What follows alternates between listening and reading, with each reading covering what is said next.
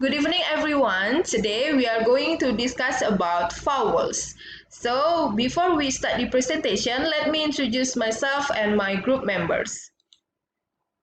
Well, we are from group 4. There is me, Luh Sintya Melani P, and then there is Libertus Selus, Kadek Indiani Swari, and the last one there is Dewa Nadya Darma Pratami. We are from class 5D, the English Languages Faculty of Mahasaraswati Denpasar University.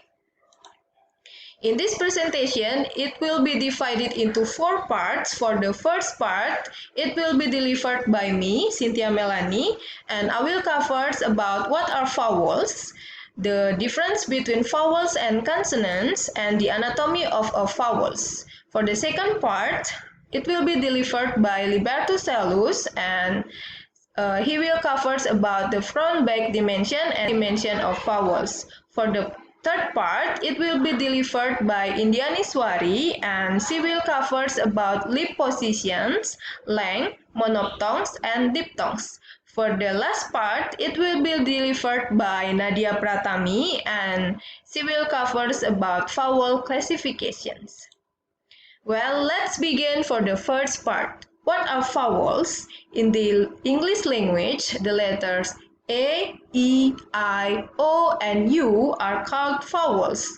So when you speak, you let out air through your mouth, and vowels make the sounds that come when the air leaving your mouth isn't blocked by anything like your teeth or your tongue.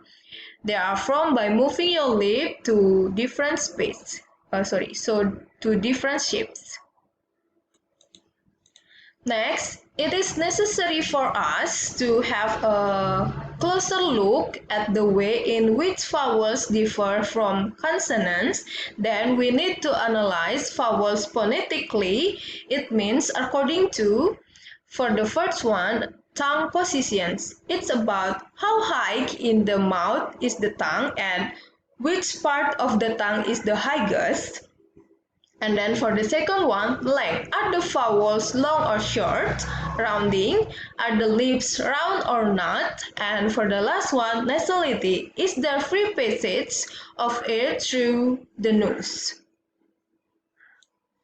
Well, even though all the languages of the world contain both vowels and consonants, and although almost everybody has some idea of whether a given sound is a vowel or a consonant in his language, there is actually more than one way to distinguish between the two classes of sounds. As you can see here, there are two ways to distinguish between vowels and consonants. For the first ones, from a phonetic point of view, one way of distinguish is by considering which sounds have the highest degree of obstructions.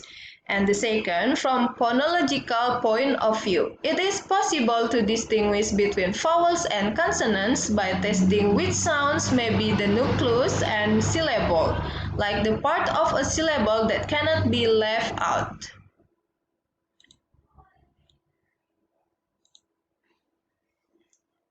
Well, equally, vowels and consonants are both speech sounds and are both necessary for language since they play complementary roles in structuring syllables and words.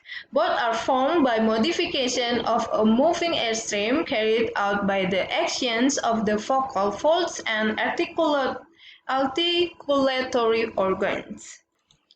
Next, about the anatomy of a vowel. In classifying vowels, we need to not indicate airstream mechanisms, since it will always be pulmonic aggressive, and we can generally assume that vowels are all voiced or oral. So, to describe vowel accurately, as you can see here, like in the next slide, first, we need to consider 3 different parameters, all of which can be seen as modification of the place or manner of articulation continue from consonants.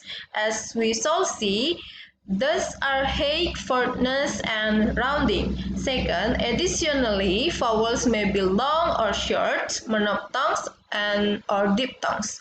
The example in these presentations on the next sections by my friends will is from Standard Southern British and General American language, the most widely spoken variety of English in the United States, and excluding the southern states and the eastern seaboard.